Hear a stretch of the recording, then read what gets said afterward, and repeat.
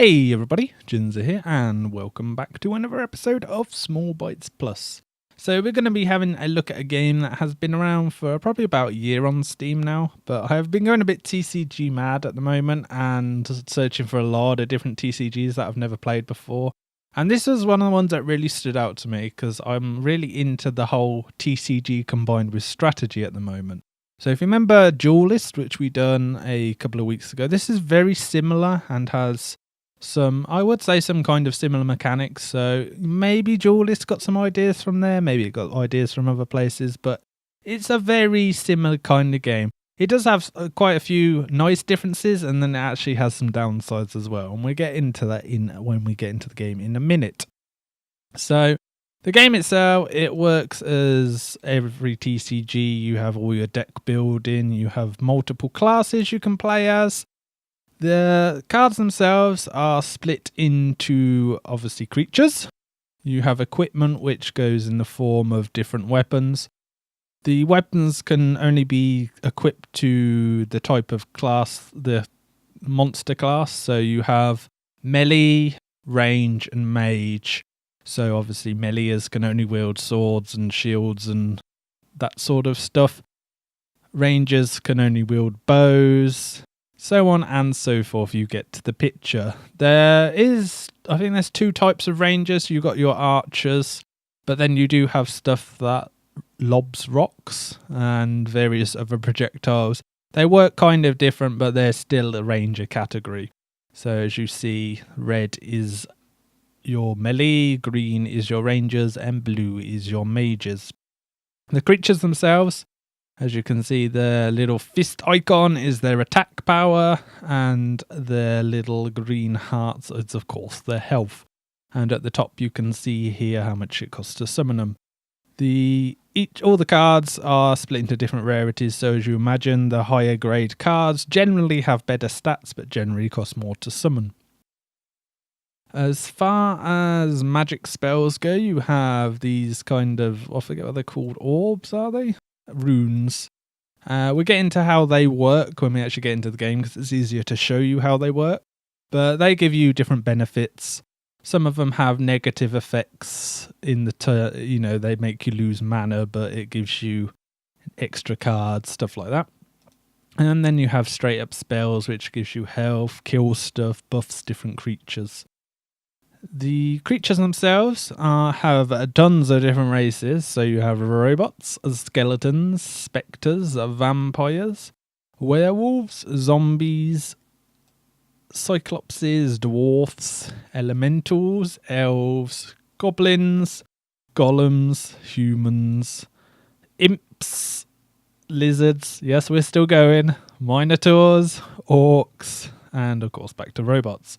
And each of the different races, they act differently. Generally, it's best to build decks of maybe one type of race, or I would say at least a sort of maybe combination of two. I think if you go into too many races, you're probably going to get a lot of cards that you can't use when you want to use them. So they definitely do work better. There are tons of different, characters within those races. So as you see, we've got loads of different robot mages here, but they're all different. They all have different abilities.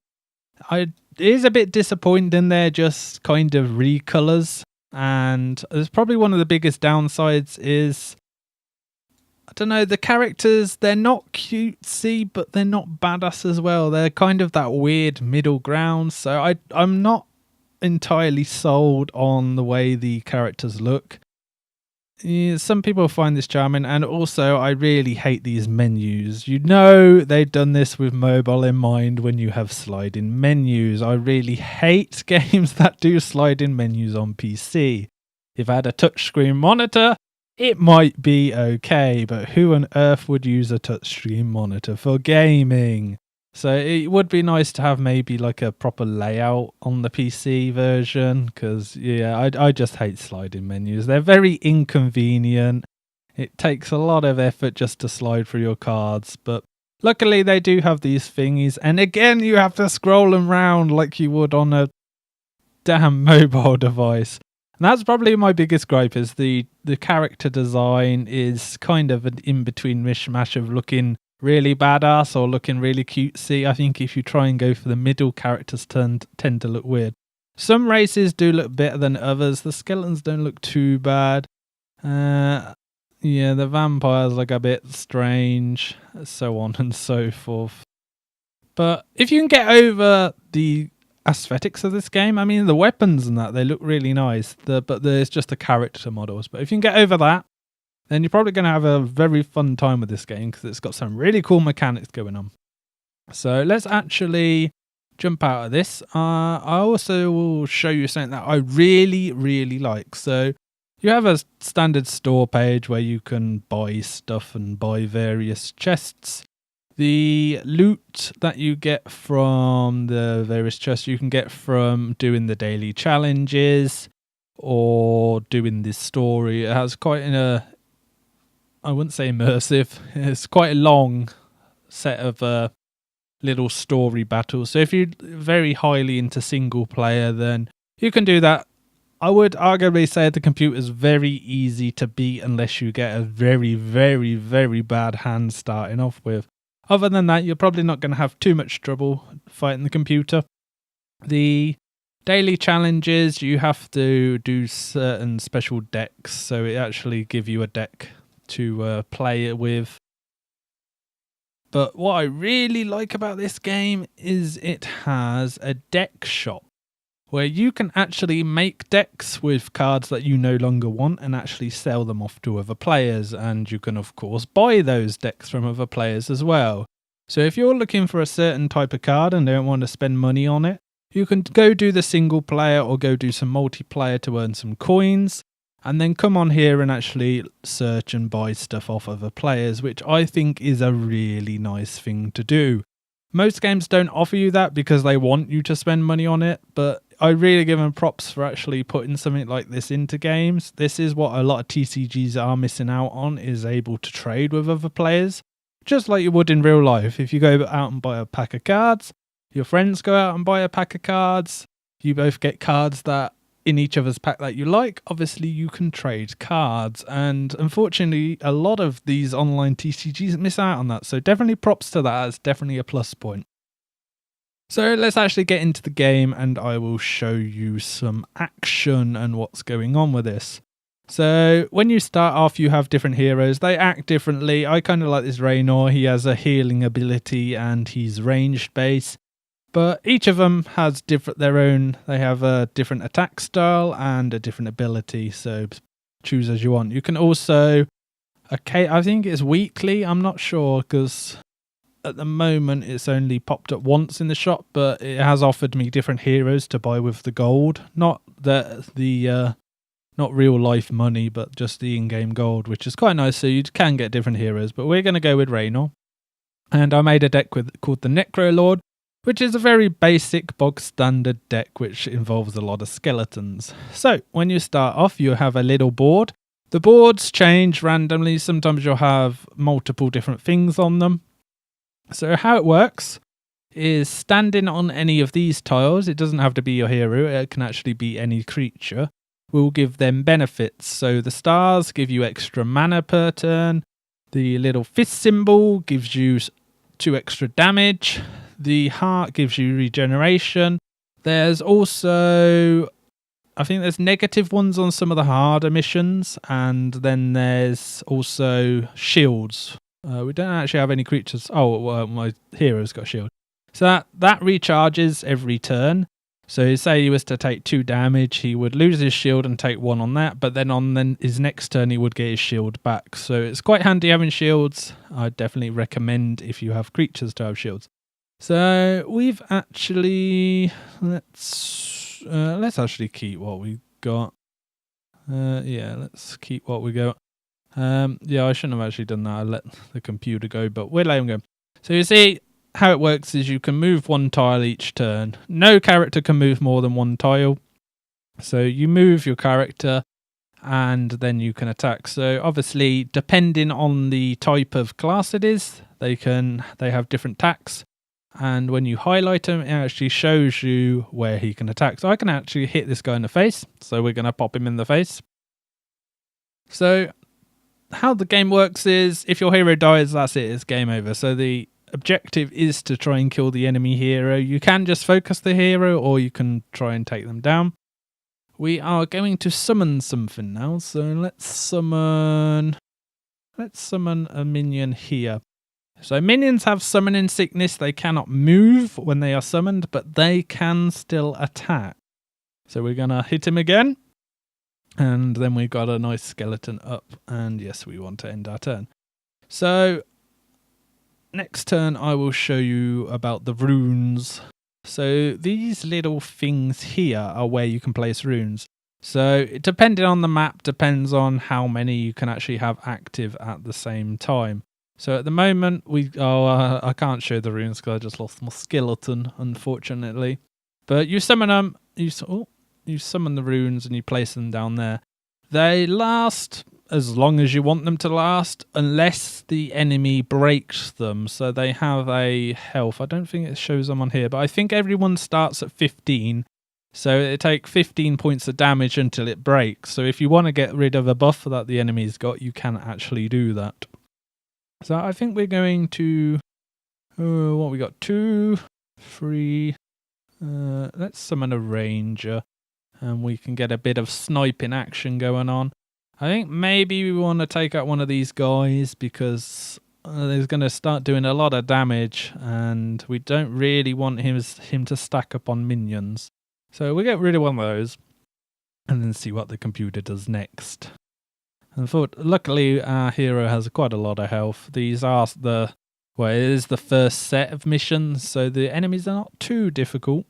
They do get a bit harder as you go along, and some have different mechanics, and you actually encounter heroes that you cannot use, so I'm guessing these are the ones you could buy later if you so desire.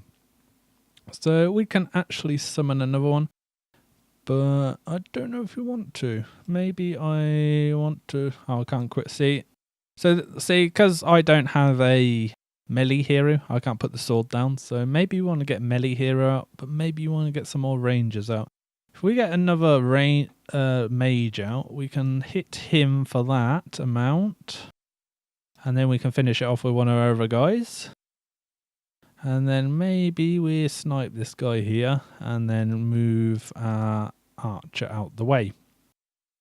So obviously each turn the characters can move. They can both move and attack.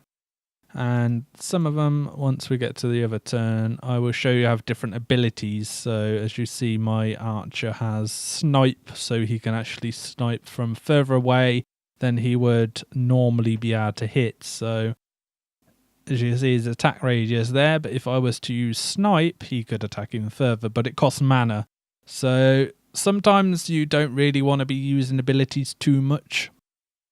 I think we're going to get one of these melee guys out. We really need to start inflicting some pain on some guys. I think we want to get rid of this one here as well. I'm going to start working down. And as you see, my hero's got an ability as well. That's his heal. He can use it on himself. He can use it on minions. Minions can actually go higher health than they normally would. So unlike some games where you can only heal back to the max amount of health, you can actually... I have no idea if there's a cap on it. I managed to get stuff to 30 just messing around.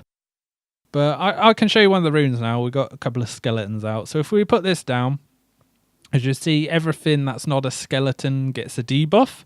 And everything that's a skeleton gets a buff. So that gave me +2 to all skeletons and +-1 to all other races. So this is a good way to buff your stuff and also mess with your opponent at the same time. Because now we can inflict a nice lot of damage. And that's what you want to do. You want to inflict as much damage as possible. You can even one-shot this guy over here now. So we will pop him. Good night. And we will probably, I don't know, we'll move everybody forward. We'll start encroaching on this enemy and finish him off. I think we may be able to finish him off next turn, guys. I think he's pretty dead to rights now. So we're actually, we need to move our guy first. And then we'll utilise his snipe ability. Okay, and... Oh, no, we can't yet because I forgot our guy's out of range, but we can get him very, very close to death, so we're going to kind of forcing him to heal himself now.